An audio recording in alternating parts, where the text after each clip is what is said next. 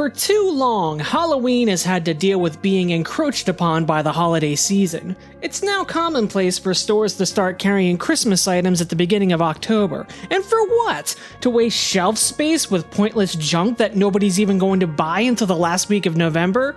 Why do that when you can waste it with pointless Halloween junk?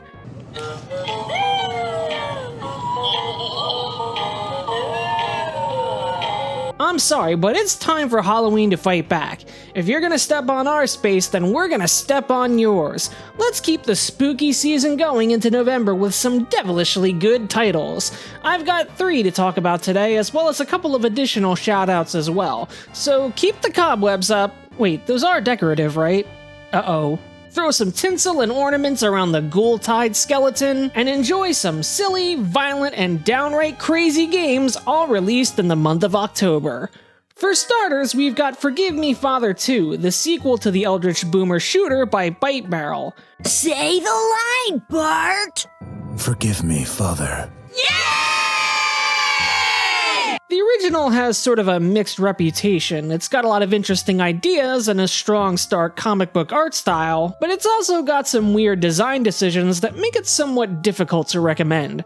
For starters, the game utilized manual save points rather than allowing proper on-demand quick saving and loading, which is a general staple of the subgenre, and it placed those save points pretty far apart. This got ridiculous near the end of the campaign, with some really long and agonizing stretches of combat that are frustrating to have to replay. The game had a weapon upgrade tree, but it could be annoying to have to respec if you didn't like how your loadout turned out. The 2 biggest changes in the sequel address those issues. The fixed save points are gone, replaced with more traditional checkpoints and the ability to save your game whenever you want. And the weapon upgrade system has changed. Now you buy weapons between levels so you can own multiple variants of a weapon type and switch out your loadout with ease. The game itself follows the priest from the first game, whose journey to vanquish eldritch threats has got him locked inside of his own head, and you'll have to fight through nightmarish memories of your past to wake up. This framework allows the game to take wilder hops and skips with its settings, from abandoned asylums to ruined cathedrals to the trenches of World War I to a university setting. This keeps things relatively fresh even if you're locked into a few levels of the same theming. In fact, in Act 1, Level 4 actually takes you back through portions of Level 3, which could be seen as a contrivance to reuse assets, but I actually thought it was a neat twist as I was traveling to other parts of the cathedral that I couldn't access before. And also, number of levels isn't really an issue here. There's a lot of them, which is kind of a negative actually, in the same way the original game ran on too long. The constantly shifting setting helps, but I do feel like Bite Barrel is putting too much content in their games. It's weird to say that, but you do kind of get exhausted playing their games after a while. But Forgive Me Father 2 is far from bad. In fact, it's kind of a blast when you're at full speed, dodging and weaving mobs of weirdo freaks while firing your fleshy nightmare weapons and causing chaos. Sure, you could rely on a traditional assault rifle to pepper away at folks, or you could have this unearthly chain gun that replenishes ammunition by dealing damage. How about a fleshy shotgun that fires a tighter spread for longer range damage that you reload by ripping off one creature and putting on another? The pistol is a pistol. It is that. But you can fire it super fast, and it has a lot of ammo, and honestly is a decent damage dealer. You also still have your cooldown power, which in the sequel can be one of many various active perks that unlock over the course of the campaign, from rapidly increasing your fire rate to reducing enemy damage to a good old lifesteal ability. So, do I recommend it? Kinda, yeah. It looks really cool, the firefights can get really hectic and challenging, the weapons are neat and balanced in their trade-offs, and the bizarre localization and awkward voice acting works in its favor. This land reminds me of a war nightmare that never ended. The level design is a bit tighter, the worst aspects of the original have been improved, and there are a couple of enemy types that legitimately surprised me, like this exploding barrel mimic, holy crap. If you end up liking it, you can always try the original game as well, which often goes on sale for $10 or less. It's definitely more flawed, but still fun and quirky in its own way, and it doesn't have those ringing clocks. Before blasting off to another shooter, I'd like to switch gears and talk about something cuter and more lighthearted. Party on Hallow Grove is the most thematically appropriate game in the video, as you're helping to throw a surprise birthday party on Halloween night for Death, and everything's gone sour the moment you arrive. The party host has sort of given up and passed out from drinking, a bunch of randos are watching football with the volume cranked up, a clown has taken over the music, and a lot of the party guests are just not feeling it. It's up to you to get the party started by delivering items to people, solving mild inventory puzzles, and cleaning up all the trash and spills. It's an exceptionally well-written video game in the same style as Undertale, so you should already know at this point if you're on board or not, and the characters are fun and charming, the pixel art and character portraits are cute, and the game world is deceptively large. Now, I say this game is lighthearted, but that doesn't mean it's for kids. It's got copious adult jokes in it, and 2 puzzles involve literal murder. Look, they're monsters. They like to do that. It's fine. They're okay. The puzzles all make logical sense, and there's only maybe 1 or 2 items that you have to look closely to find, like the map to the corn maze being on this one shelf in the library. At one point, the party gets crashed by Santa Claus, and see, I told you this was thematically appropriate.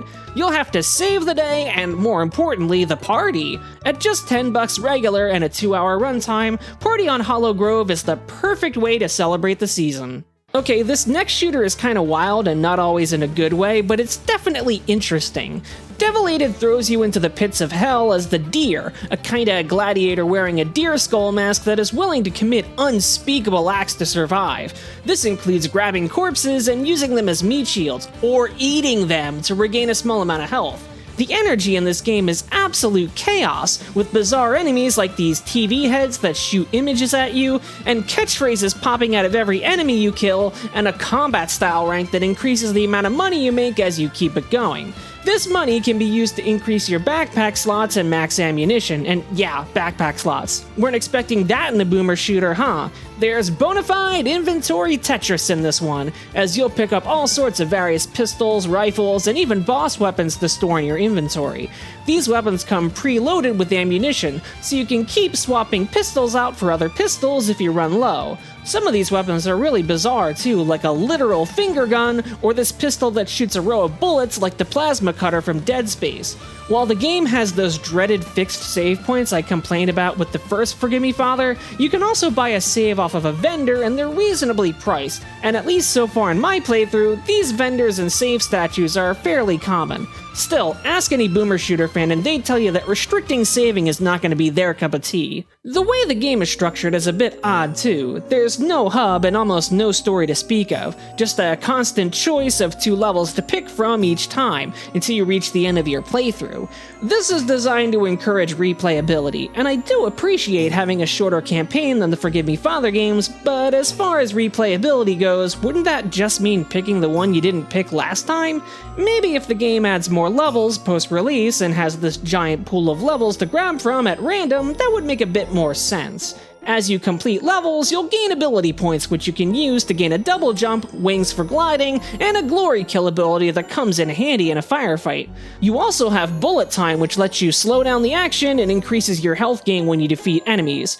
There's just a lot going on here, and it embodies that everything but the kitchen sink attitude that makes indie gaming truly unique. So why not a staff that summons maggots to slowly drain an enemy's health? Why not bosses with multiple phases at the end of every level? Why not level designs that are as far apart in setting from each other as they could possibly get?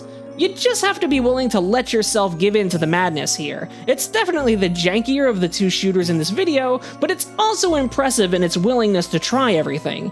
It may be a bit too try-hard with its style, and the Duke Nukem-esque catchphrases aren't quite corny enough to embrace for camp value, but it's still a game that's uniquely one guy's vision, a guy who sadly is suffering from serious health issues that required him to step away from the game days before its launch.